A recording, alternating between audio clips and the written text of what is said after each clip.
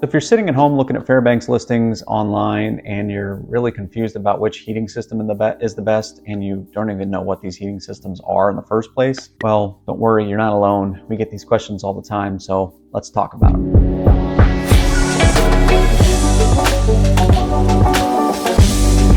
All right, first on the list is a forced air furnace, and these exist all over the place in Fairbanks, and here's how they work. The first step is that the furnace burns some heating oil, and as it's burning that heating oil, it takes that flame and it pushes it over a heat exchanger, and it heats that heat exchanger up as hot as it possibly can with heating oil. And once that heat exchanger is really, really hot, then a blower fan will do two things. It'll suck in air from the ducting that exists in the home. So it's going to suck in air that's already in the house, and then it will blow it over top of that heat exchanger and heat up the air with the heat that is gathered by the heat exchanger. So once that air is nice and warm, it will then it'll do that second part of the second thing that I said it would do. It will blow that warm air out through the ducting to the area that called for that heat in the first place. And it will use thermostats, the home will, and the forced air furnace will use thermostats in order to call for heat in different areas of the home. And those thermostats are what really regulate the temperature from room to room. Once the temperature drops to a certain temperature that's kind of set with your thermostats, that's what's going to call for heat from the forced air furnace, and that's what's going to start the whole process. And once that thermostat registers that the temperature has increased or reached the desired temperature, the furnace will shut off and wait for the next call for heat. Next on our list is a hot water baseboard system, and this one is pretty similar to a forced air system. The only difference is that once the oil-fired boiler has heated up the heating oil and burned and made that really good powerful flame, it's not heating up air, but instead it's heating up water. And the system is then pumping that water throughout hot water baseboards that line the baseboard of the rooms throughout your entire home. And just as with a forced air system, your home will have different zones which are connected to thermostats, and those zone valves will be near your oil-fired boiler. And typically the more zones the better, because those zones will allow you to really call for heat in specific rooms and really dial in the temperatures that you're really wanting in your room.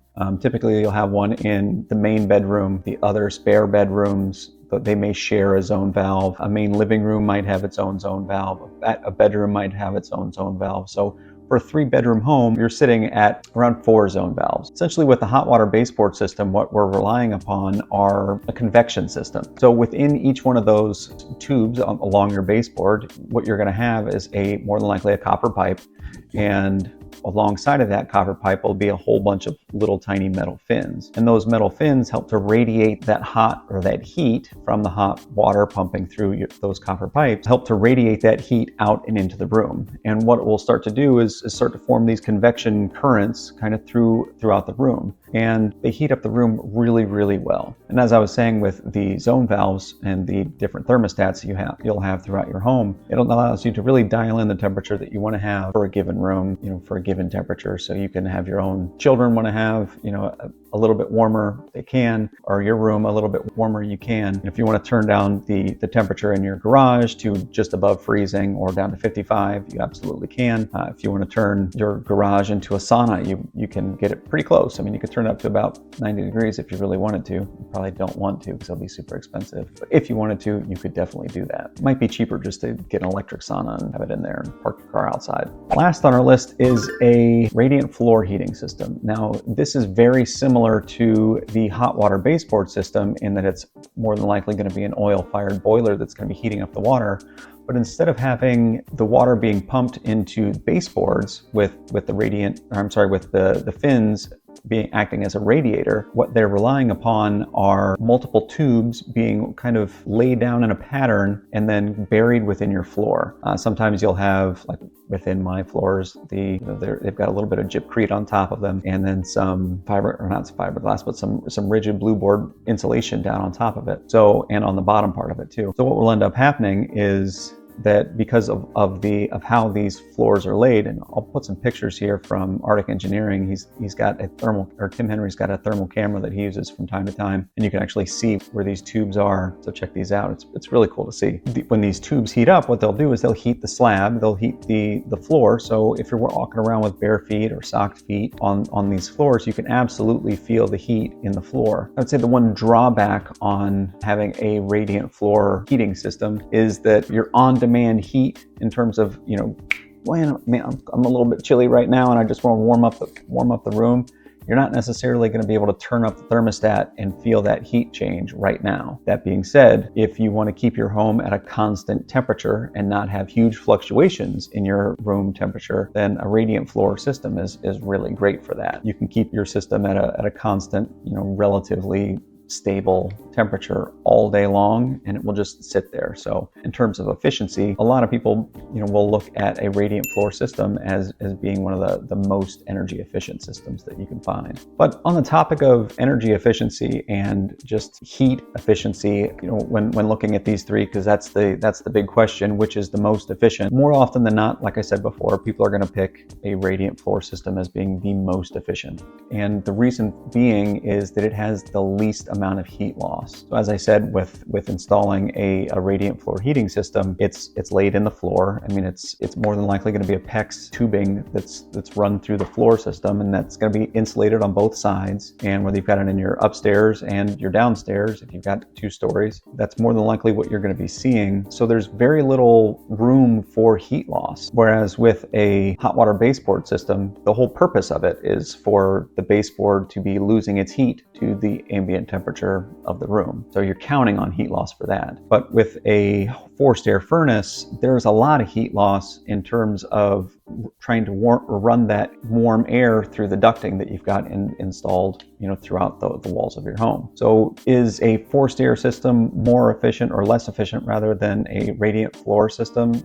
Yes, it is. But does that mean it's necessarily going to be, a worse, or a system that's not as good as the other one? It's hard to say. With a forced air system, you can absolutely call on that heat and be standing right there, and you can feel that heat kicking off, right now. Same thing with a hot water baseboard system. You turn the heat on, and you can feel the heat kicking on right now. With a whereas with a radiant floor system, you can crank the heat up, and unless you're cranking it up really, really high, you may not feel the heat kick on for about 10 minutes or so. It'll start to increase in temperature, but you might not feel it really, really start to crank unless you're making huge temperature changes. The other thing to keep in mind, though, when we're talking about heat loss, and to kind of piggyback off of that, if your home is poorly insulated, then it doesn't matter what kind of heating system that you have. And one of the best ways that you can avoid heat loss in the first place is adding as much insulation as you can. And this can be a hard thing for a lot of people to do, because if you're like me, you have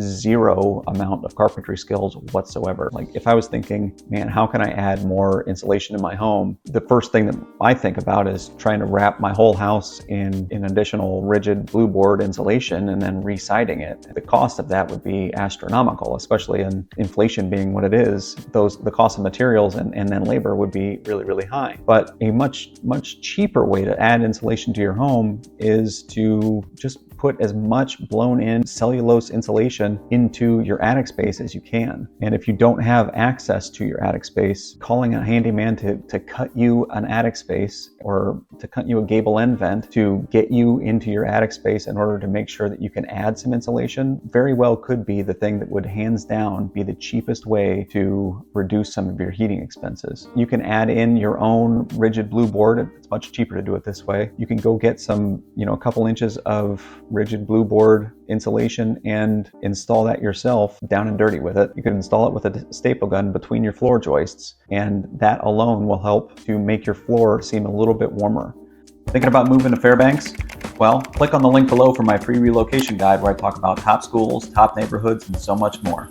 The next issue to take into consideration when you're considering heat loss is your windows. And as a homeowner, you were still rocking some single or even double pane windows, consider getting an upgraded triple pane. And I know that the cost of windows is not cheap these days. It's super expensive, but this is something that even if you were to look at just resealing your windows may be very beneficial for you. Having a handyman come out and remounting and resealing your windows might be worth it. What a lot of people don't realize, and the very big sign or a good sign of this happening, is seeing moisture form along the base of your windows. That's a great sign that maybe your windows aren't sealed up as well as they should be. And it may be counter to what a lot of people think about doing, because the first thing that a lot of people think with heat loss, especially in the winter, is, well, what I need to do is just put up a whole bunch of plastic on the windows, and then I can close up my curtains and keep all that heat or that cold from getting into my nice warm room. But what ends up happening is that all that you end up doing is you create a nice warm bubble around that window, but there's still warm air getting to that cold window.